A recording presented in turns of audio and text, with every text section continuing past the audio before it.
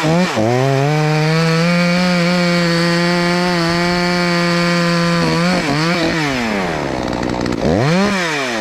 this thing is a little freaking nasty little thing. My gosh.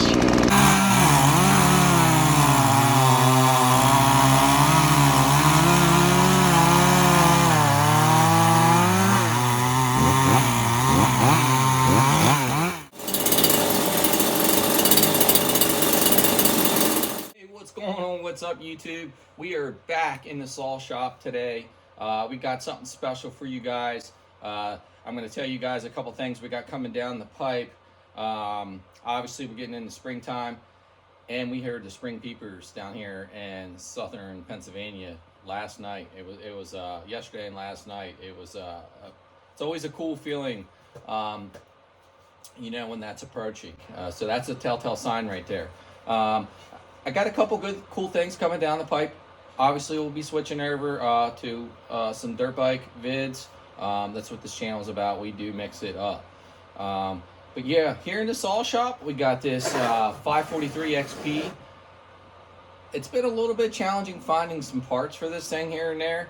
I did get a Cologne version back here. That's one of the other things I got special for you guys. We're going to go back here. I'm going to show you. I've been working on a chainsaw dyno, chainsaw inertia dyno, and it has been a lot of late nights. That's why I haven't put out any full-length videos here lately, because I've just been from eyes open to eyes closed, just working my ass off.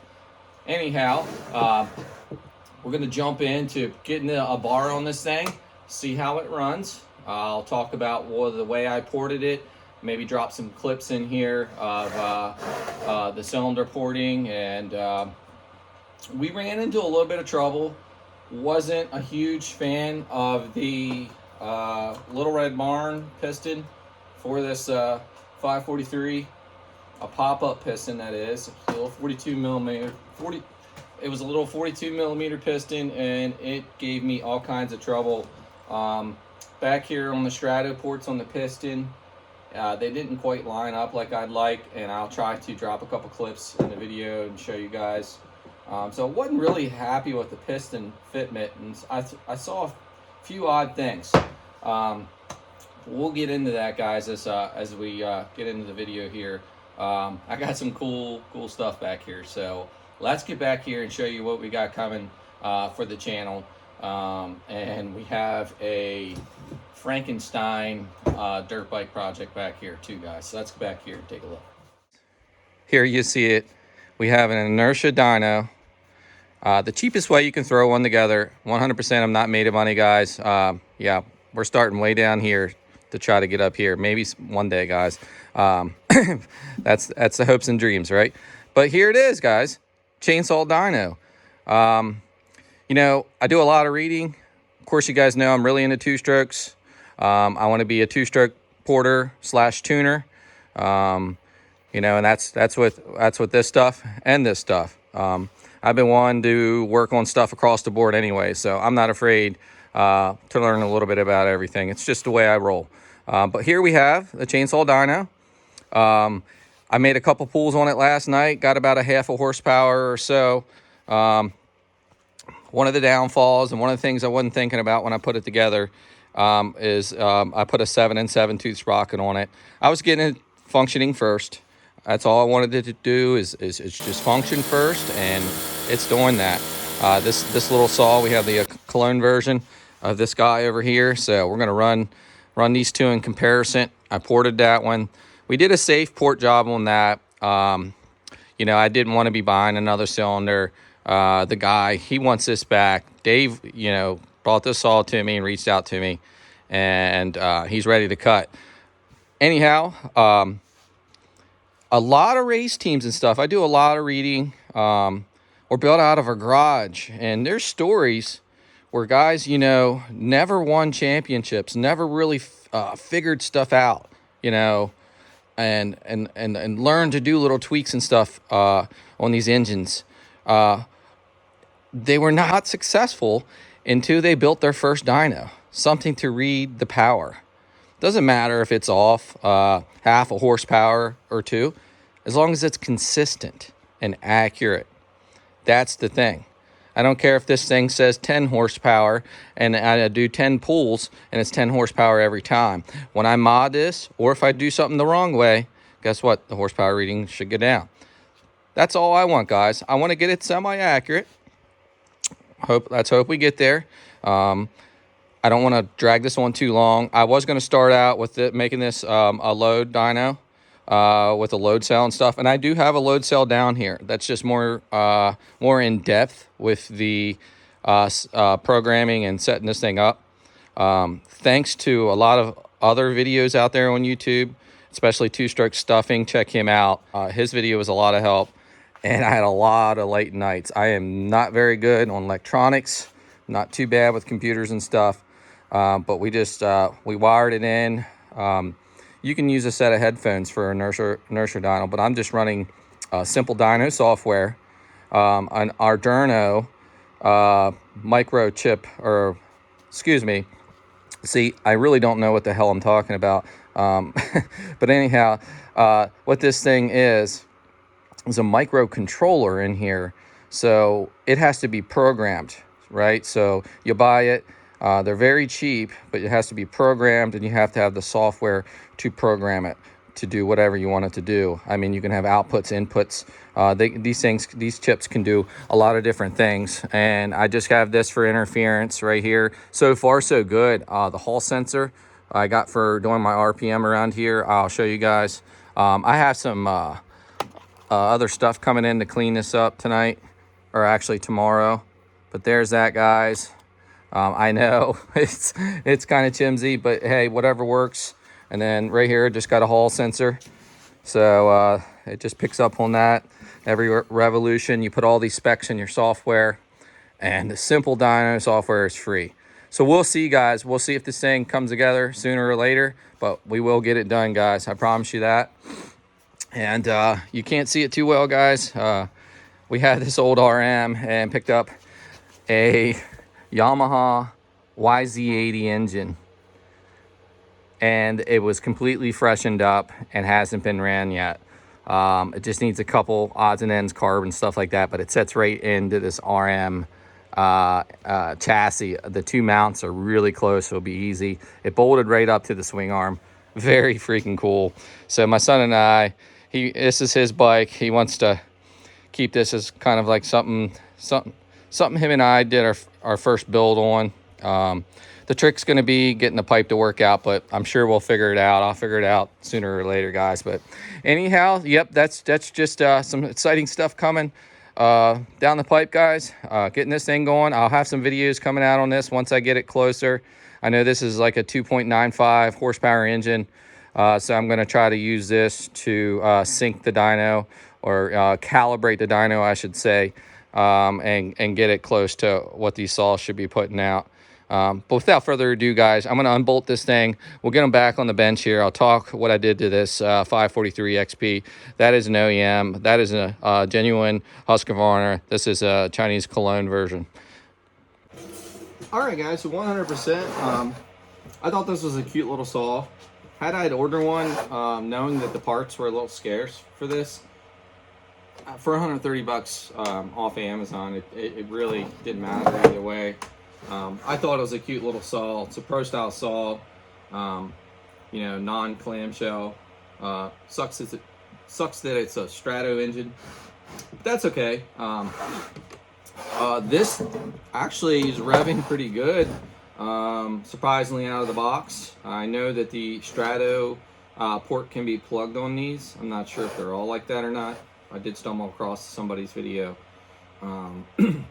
but it's no sweat. We're still gonna run this up against this. We'll bar them both up and go out here, and just see what happens. I can tell you right now that this one is revving way better, way faster on the RPM. I didn't rev the snot out of it. I'm gonna get the ring seated in good here. Get a few cuts on it. I'm not gonna really run the shit out of it until I know it's good and broken in. The rings are seated in good. But we'll see how they run, how they stack up together. I'm just gonna run the Neotech bar on both of these saws. His saw came in parts a big parts box bin, and he was missing some stuff, so we are going to have to switch over his intake piece here and throw his filter on. We have that coming in, but he was missing a couple things upon getting this together. And as you can see, I got some pressure test equipment out here. Guys, pressure test your two strokes, especially when you get done a build. Yeah, you can just pop them right off, but why do engine damage? No, right away. I mean, there's more than one way to skin a cat. I know you can check air leaks several different ways. But guys, if you get into two strokes, I will 100% say I never did that before. And when you start having problems, or if you do have a problem, air leak tells the story. You could have hours going the wrong way, and I've been there and done that. And a quick little pressure test is like, are you kidding me? Sometimes they're little gremlins, guys, and sometimes it's really obvious. But anyhow, let's talk the numbers I did to this old girl here. And like I say, we talk to each other. This is my, like, this customer, I rebuild chainsaws, I fix them, but I'm not known for being a porter. I've been a few years into it now, grinding away on stuff, and I'm starting to get the confidence that I would do it for somebody 100%. So Dave reached out to me, and I said, man, I'll hook you up, bring it in, and we'll get her going. For starters, he brought me all the parts. He had an OEM cylinder. Here's the one that blew up. It could probably be reused with some work, but there's a good bit of fingernail stuff in there. Could be piston transfer, like I told him, but I think that's trash. His piston's definitely trash. It almost looked like they straight gassed it. So it happens. Just got to think of what you're doing. But we didn't, back to me, I didn't want to go too aggressive on my first one. I wanted it to be anything better than OEM, as long as it's a little better, right? Not a little worse or a lot worse. Who knows? But we didn't do anything crazy. I didn't see much other material or much material at all. I think I found one video of a guy kind of tearing into it a little bit, and he didn't really talk anything as far as port timing numbers or anything. I think I did grab up a 105 exhaust roof off of somebody's vid. But anyhow, what we ended up doing, let's tell you the stock numbers, and I only pulled without a base gasket.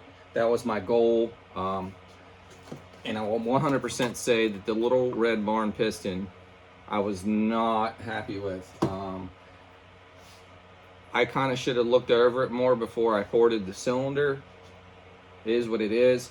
But I wanted to go base gasket delete. I pulled the numbers with the OEM piston, kind of looked at that, and slammed it on, and just wasn't really thinking, and kind of jumped into the port job and what I had in mind. So if you ran this piston with, I think the stock like 15 or 20 thousandths base gasket, it was like 40,000 squish, and I'm like, oh my gosh. There was, let me find the piston here. Where's this? There was some stuff I didn't like on the intake port. If I have any clips, I'll drop them in the video here. But the intake ports definitely didn't line up too well in there, and I didn't like that. And it even looked like the arrow, not that that's critical or anything, was all off kilter and stuff. And I thought, man, they did something wrong there. Like, it's almost like it just didn't get cut 100% right. But other than that, everything looked pretty good, other than the horrible, horrible squish. And as you know, I don't have a lathe or any machine equipment yet, guys, but it's coming.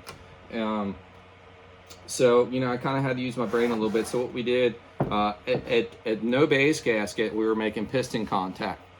And it was ugly. So I had to get creative, guys, and what I did is make a custom 5,000ths. I think it was a custom 5,000ths paper base gasket, and then with on the bond.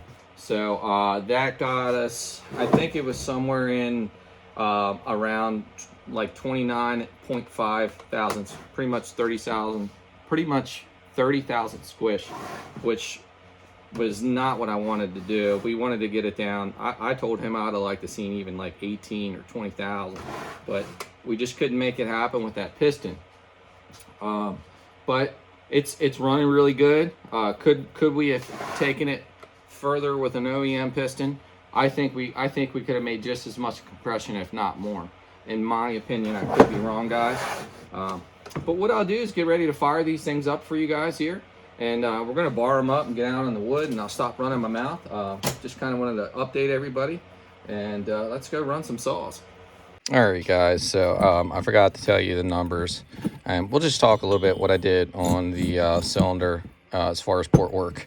I mean, these transfers are so cute, guys. Look at that. Like little, like this is a 125 dirt bike. This is one I ported, a spare cylinder. For my CR 125. I need to send that out for Nicosil one of these days, guys. But at least I have a spare cylinder ready to go. We might touch it up again when it gets back from plating. But I kind of I stole some ideas from these. I like to steal ideas from these dirt bike cylinders. Some may say they're chainsaws. They're not dirt bikes. They run totally different. I get it. That's why they use different numbers and expansion pipes versus not having expansion pipes. All that plays factors in how these things are designed. I get it. But if you're going to sit there and tell me that you can't look at one of these and probably get some ideas, I think that's false. 100%. Every two-stroke in comparison to a saw makes way more power. I get it. Expansion pipe, game changer. You can see 60% power increases off an expansion pipe. Not really fair. But there's ways you design these to lean towards the exhaust timing numbers too, to run an expansion pipe. Anyhow, I like to get really creative. Like, look how blunt that just goes straight down on the inside of that lower there. You know, if you look at dirt bike cylinders and stuff, it never... Find a dirt bike cylinder, which always makes more power, right, guys? That the lower transfer doesn't have an awesome little ramp coming down here. I probably could have grabbed you guys another cylinder too. I don't care what cylinder. Look at them closely. All really good crisp flow characteristics. That belly is like a nice arched belly the whole way around down there. And even this back wall, guys, like, get picky with studying the transfers. Like, that's what's going to make the power. Just hogging them out doesn't give you a horsepower increase. I get it. It's all the factors together. All of it is a balancing effect. I get it. But examine these is just what I'm trying to say. And I'll try to drop some clips of the cylinder I ported. And guys, I was going to try to bring you along for all that, but we ran into so much trouble. I skipped clips in the video, and it was just garbage. And I just couldn't put it out there. My apologies. I really wanted to. We did. So what I tried to do is ramp these in really, really well. And I took a lot of material off that edge there. And then, of course, we did cut that down. We cut that down as low as the base, just like I did on these 372 cylinders. I think a lot of the guys do that. But anyhow, we'll open these up a few thous. I didn't go too crazy, but I did open up the lower transfers. You'll see all that. I did no upper transfer work at all. Just attack the lowers. I wanted to get in there. My 90 would not fit. So anyhow, I wasn't really planning to anyway. They look pretty good. Do they have potential? You could probably pull these caps off too. Didn't even think about that till now. Yes, they do. But like I say, I wasn't going to go too crazy on my first port job. I opened up just the intake just a little bit. Got some 320 in there and really scratched everything up for good fuel scavenging. And then I polished the exhaust. We ended up setting on a 106 exhaust roof without a base gasket. It was a 109. So guys, we didn't go too crazy, but it should wake this saw up 100%. I'll be extremely disappointed if the stock saw outcuts this other saw, but we'll see. Yeah, so that's basically all I did. Like right here is the stock numbers. 109 exhaust roof without a base gasket is 72 on the intake timing, and the trans was at 136, which were incredibly hard to see, so that could be off a little bit, guys, but it should be somewhere. It should be pretty close, which 27 degrees blow down and 26 degrees squish, which was nice. I would have liked to seen that, but with the pop-up piston, we could not do it, guys. I don't think I'm going to put one in my saw, in my Cologne. I don't think I'm going to. I'm going to put like an 18,000 squish on an OEM piston on that thing. I already got one in here, guys. So you will see material coming, and I'm hoping that's going to be the first saw to put on the dyno. That's my plan anyhow. I want to calibrate my dyno from that saw stock. Anyhow, so we didn't go too aggressive. You jump down here. We hit a 106, 73 on the intake. We didn't do much there at all. We landed at 130 degrees on the transfers, blow down at 24, and the squish was around 30 thousandths, which I wish would have been a lot tighter, but that was the best we could do, because we were definitely having clearance issues with that pop-up piston there, 100%. So if you're going to throw one on, maybe you know, with the base gasket for a replacement piston, it'll probably work just fine. But guys, the squish is so ugly that it's almost pointless running that piston, in my opinion. I could be wrong 100%. But I just wanted to throw out these numbers. Let's get out there, guys. Let's bar these up, and we get out there and rip some wood. All right, this might be a shit show, guys, but we're going to fire them both up, and then you can hear a comparison back and forth, just for the heck of it, huh?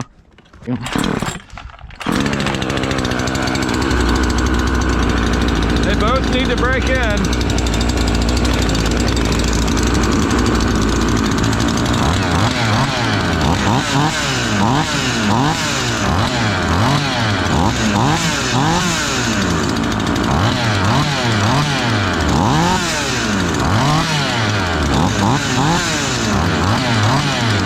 Definitely a difference, guys.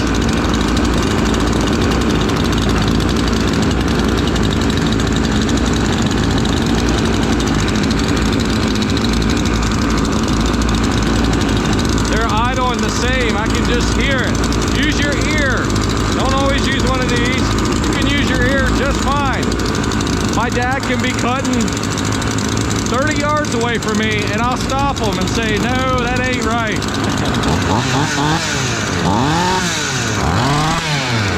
They're both four-stroking, which is good. Keep them four-stroking until you run them a little bit. Don't worry about leaning out for power right off the bat, guys, especially with a fresh engine. Okay, I thought I'd just throw this out there before we barred them up. I kind of showed you the difference from just throttle response there. And like I say, I could have went way more aggressive with this thing, with a lot of things I did with the port job on this one.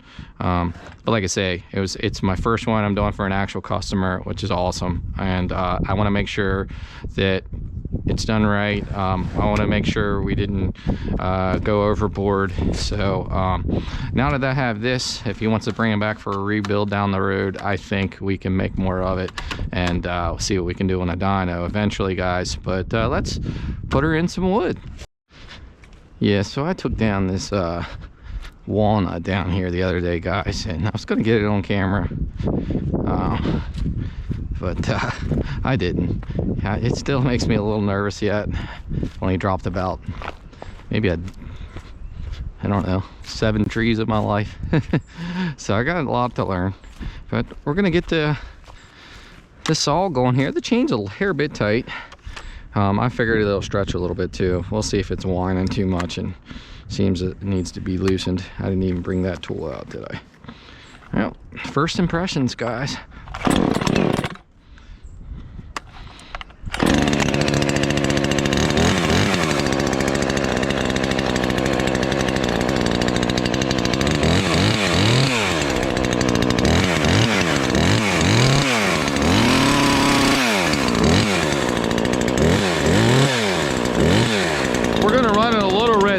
worse, guys.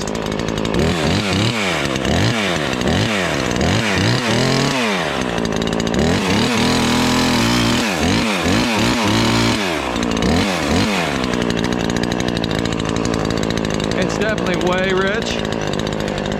That's okay.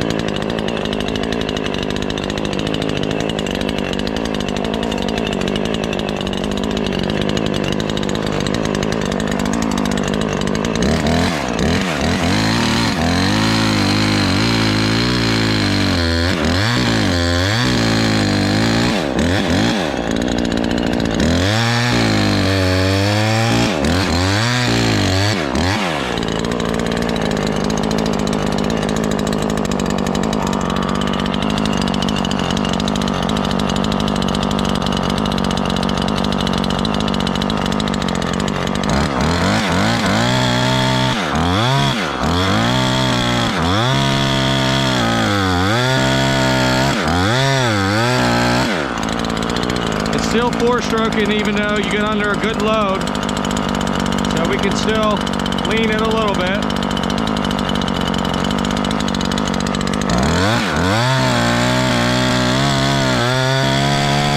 Now I just hit where it leaned out about where you wanted it, just a little spot there. So we're really close, guys. We're really close. We're gonna lean out that main jet.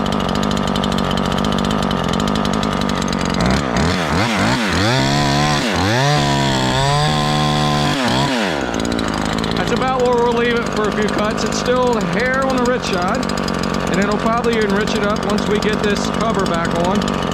Maybe I'll just go a bump more. Just barely moved it there. Let's see how she runs now, guys.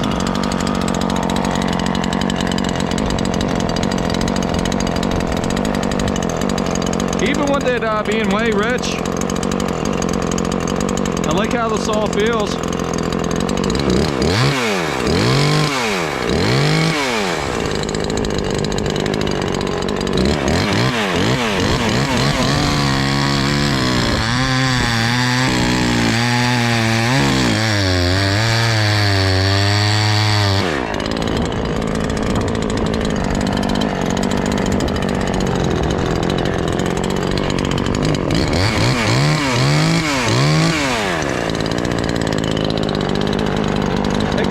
Be opened up, that's for sure.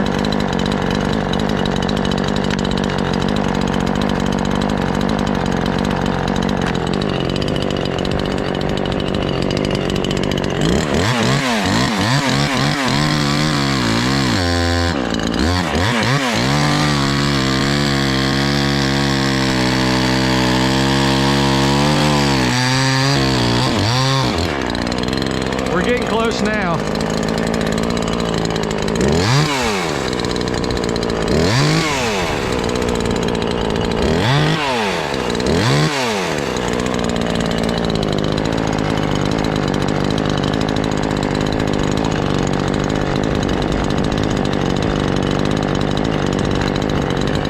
See what that does. Let's start on a new piece here. Look at all this, guys.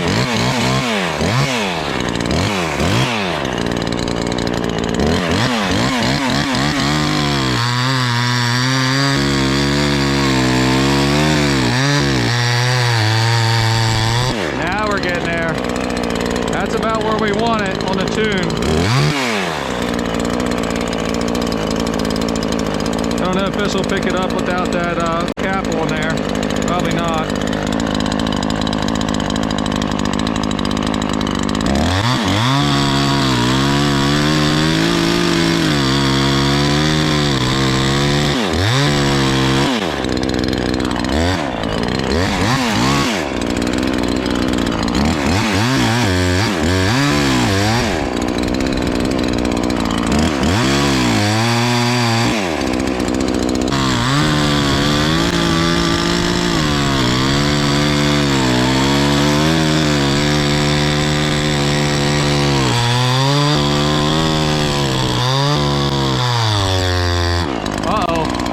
Paying attention there.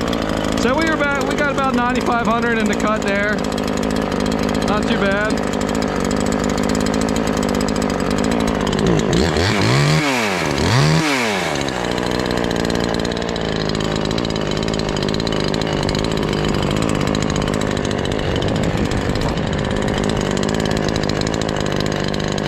I'd like to get a big piece of this to get it up more in here to do some reference cuts.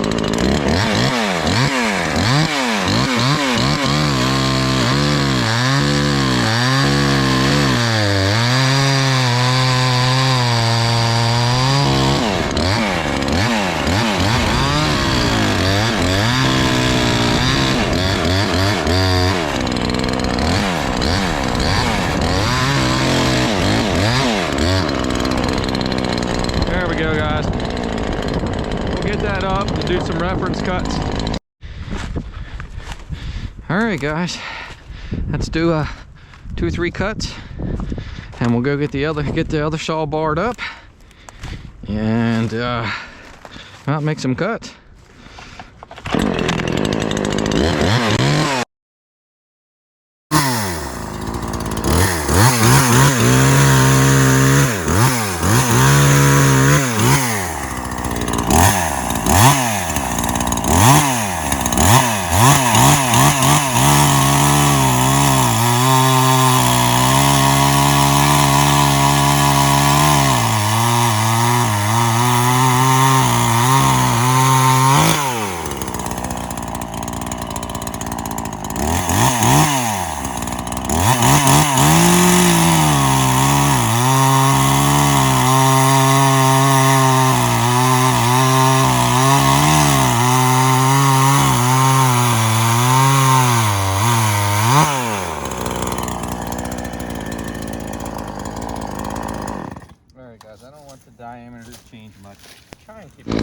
Alright guys, we're gonna do some more running this thing. I took my intake boot and air filter off. This thing is night and day to that other saw, 100%. I'm excited to modify mine. What a killer little saw, guys.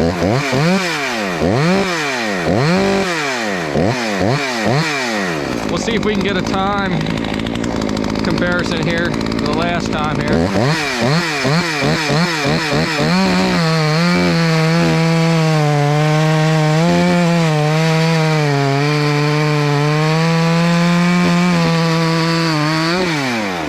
Not bad at all. I'm impressed with this thing. Very impressed.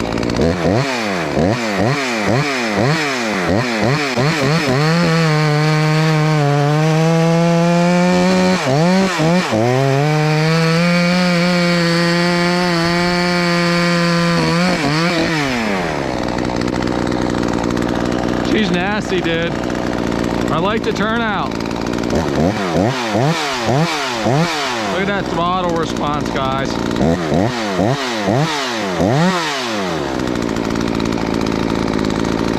Let's see if we can pick up some RPM in the cut here. It's so hard to do sometimes.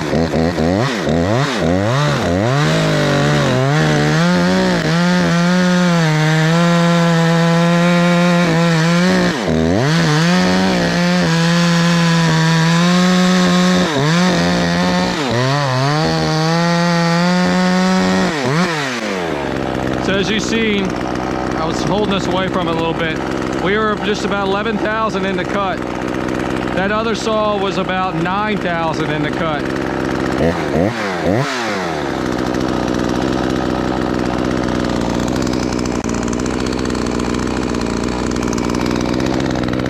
I lost my tuning screwdriver already, guys.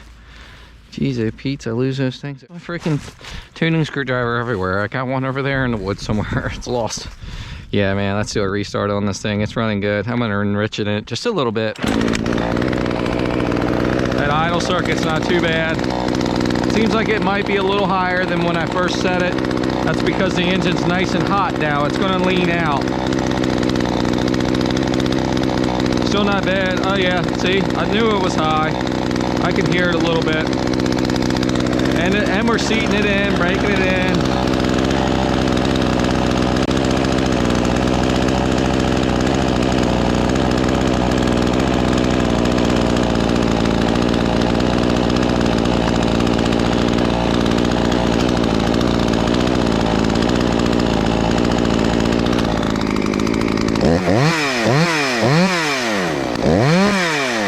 this thing is a little freaking nasty little thing. My gosh. I might have to get 2 of these. My dad will probably definitely be interested in maybe a Cologne one.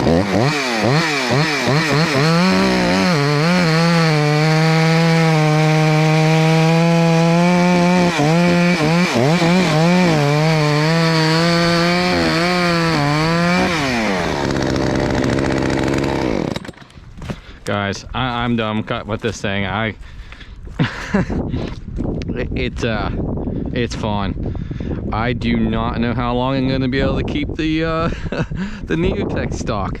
No, I want to keep it stock so to calibrate my dyno, and then you guys are gonna see a lot of material coming out. The customer is definitely wanting to get this saw back. And he is going to be happy with it, and that's what I wanted to make sure. I know he's chomping at the bit to run this thing. We got a couple parts yet to come in for this. The intake boot, choke lever, he got himself, but we're about ready to send it. I got a carb kit coming in too. We're going to go ahead and rebuild this carburetor.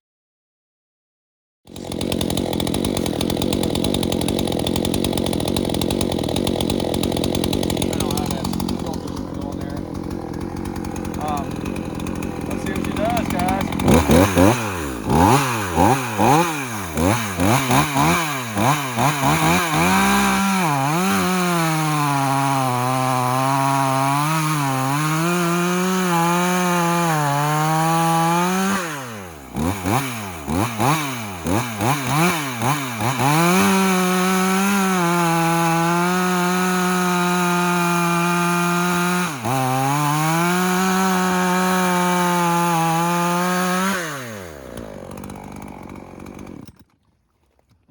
Holy smokes, guys.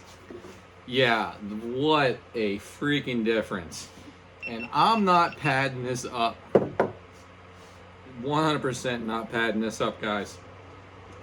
This thing, I thought I was going pretty mild, and it is running like a raped ape. It is just awesome.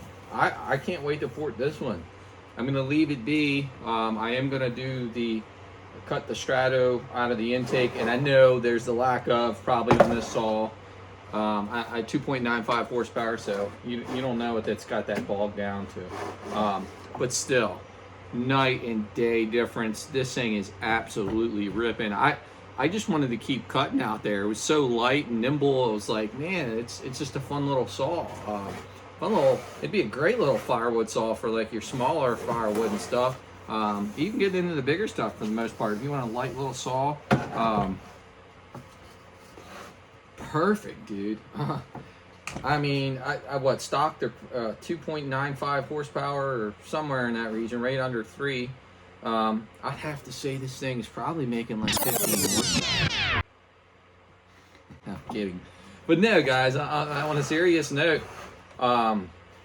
I had a makeshift air filter on there when I ran to do the time difference there on that one walnut piece that was sticking up for comparison. And I was like, you know what? Let's just put my intake and air filter on here and just go out there and run this thing. Because one, I really wanted to see how it ran, and two, it's like, well, you know, I got to do it anyway, so why not put it in the video? I was like, let's go back out there and swap this over. And what a difference, man, from this saw to that saw. You know, I think I might pull the trigger on another one of these and alleviate some of these little 42 pull-ins with this LP chain that I can't stand to run much more. Now my 295s back here, they don't have the little LP chain on it, so that's why I really like those, and they're 46cc, a little bit bigger. Yeah, so they definitely are more torquey saws too, and ported, they run really good. I'd like to run the ported 295 back there against this puppy, and all that'll come to a halt because I ain't worried about going out there and cutting. We can put it on the dyno hopefully soon, guys, so stick around. You know, if you want to see some dyno footage coming soon, that all depends on what kind of problems I might run into, but I think I'm getting really close. Obviously I'll have to calibrate it and work some bugs out of it, but stay tuned for more videos to come. I got some ideas. If anybody was following along and seen the 372 big bore build, I want to put out another video on that, because I kind of look back at the video and I was running it a little bit out in the forest. I'm like, man, that does not do justice. It is running fantastic now. It is a screamer, that big bore. It is running really good, and I'd like to get you guys some better footage of me ripping this walnut out there apart with that saw. It's pretty nasty. I'm excited to get that on this dyno too at some point, guys. But hey, thanks for watching Digging Deep. Stay tuned for more videos to come. Stay tuned for Yamzuki. That's going to come down the road too, where my son and I are going to be working on that bike, so stay tuned for that, guys. If you haven't already, smash that subscribe button, give us a like on the video, and make sure you turn on the bell notifications. We'll see you next time.